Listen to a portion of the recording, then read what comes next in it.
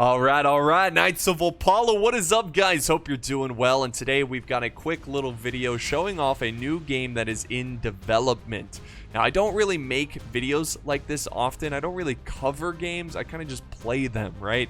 I just show the gameplay of new games that are out. Now, every once in a while, I will come across a game that really piques my interest, and I just want to tell you guys. I just want to show you guys so you could add the game to your wish list if you're interested, because that really helps the developers. And I especially want to help indie developers. This is what I did for Manor Lords. That game looks really good. I cannot wait to play Manor Lords. And here's another game here, guys, that looks really interesting, really unique, and I think you guys will like it too. It is called Rise of Piracy. So I haven't played the game. I don't know what exactly it's about. One of my YouTube members, Piper, he linked me the Steam page of the game, and right away it piqued my interest. I'm a big fan of Age of Sail, pirates. I love this time period, and I like the concept of the game. So it seems like it's a blend of Bannerlord, Empire Total War, and Age of Sail all into one. It sounds really fascinating. So this is what they have for the description of the game: the perfect blend of action, adventure, and RTS. Begin your journey as a lowly captain of a small vessel, end as the commander of a threatening fleet. Rise to glory how you see fit. Trade, fight, recruit, grow, pillage, ally, destroy, and conquer. So right away, it sounds like it's one of those games where it's very sandbox. It's very open to how you want to play it. Do you want to be one of those merchant pirates that controls all the trade and makes all their money that way? Or do you want to be more of a warrior pirate where you're just fighting big vessels, taking them over? You know, it seems like one of those games where there's plenty of different options for you to take, just like Bannerlord. Now, you can see here too, there's a bit of a campaign. There's some campaign map footage where, again, very similar to Mount & Blade, you're kind of running around, or sailing around, I should say, the Caribbean, and you are looking for missions or any kind of objectives or enemies or whatever to try to grow your fleet. And again, you start as a lowly captain, very similar to Bannerlord or Mount & Blade, where you start with kind of nothing. And then from there, you grow by, you know, taking on bandits, or maybe you, in this game, you take on other pirates or merchant vessels, and you gather resources and grow your fleet. And it sounds like you can hire other captains where they have their own vessels, and that's how you get your fleet going. And then I assume you'll be the admiral, and you have your flagship. It sounds really cool.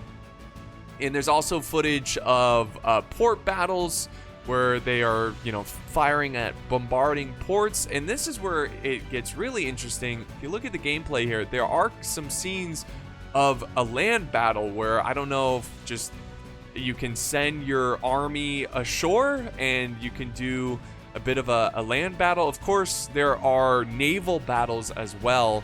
And again, looking at the gameplay, this is only speculation, so I don't know for sure.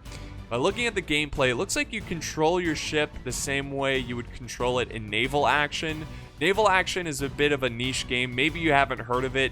It's also looks like it's similar to, like, say, Assassin's Creed in the naval battles and that, where you control the entire vessel. It's not like you as an individual captain on the helm of the ship and you're giving out orders to your men running around. It's not going to be like that. It looks like you control the entire vessel in these battles. But it also seems like in the land battles, you're controlling the battle as if it was Total War, where you are looking over, you're looking down on the battlefield, and you're commanding troops here and there. It doesn't look super intricate at the land battles. Again, there's not much footage of the land battles, but it looks like there's some control of troops.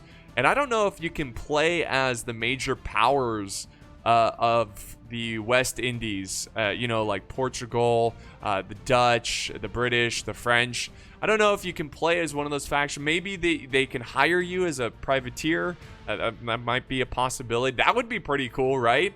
Like, if you got almost like when you join in Bannerlord, when you join a kingdom as a mercenary, it's essentially what that is, right? And then you would fight say if you join the British, you would fight the French, right? Because they're at war. That might be the case. I think that's pretty cool. So, yeah, it looks like there's a lot going on here. It's sandboxy. They also said that there's online co-op, which this would be really fun to play with another friend. You know, that's something Bannerlord really needs, is co-op.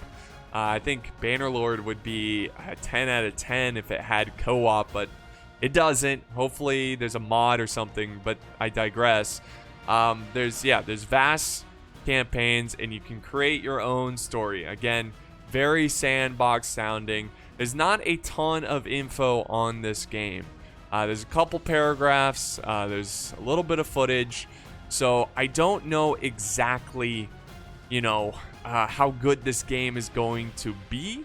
But it looks promising, and I just wanted to bring this game up to your attention, just so you could, if you're interested, add it to your wish list.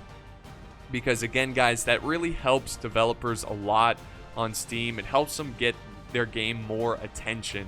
The more people who wish list the game, the more people will see the game naturally on Steam. So be sure to hit the add to your wish list if you are interested, if this looks cool.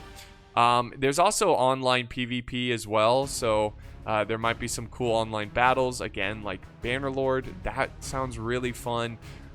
It looks cool. It looks like there's elements of, like I said, Total War, elements of Mountain Blade and Age of Sail. I think there's going to be like port control, you know, where you can go in and set the taxes for the port. You have to defend the port against other pirates or other armies or other navies of nations of the West Indies. And it seems like it's going to be a pretty interesting game for history fans. And it's just so cool. It's honestly, I feel like we're getting into the golden age of indie historical games, you know? It really does feel like that, because technology is getting a little bit better, and it seems like we're getting some, like, we're seeing some things that were once really hard to do, like big battles. It's difficult to do. That's why we don't see. That's why Total War was such a gem, because you never see anything like it. Big battles are tough to do, and we're starting to see it with these smaller indie developers, because technology is getting a little bit better, and it's getting a little bit easier, a little bit more affordable to make these games on, you know, by one or a couple people. So I'm pretty excited. I'm having a little bit of a white pill here of indie games making some fun games. But anyways, guys, we will wrap up the video here today. That is Rise of Piracy. Looks really fun. And let me know down in the comments what you guys think of the game, and maybe something you hope to see in the game, or maybe you know more about the game than what I said in today's video. But yeah, appreciate you guys watching, checking out the video, and I will see you guys next time on the battlefield.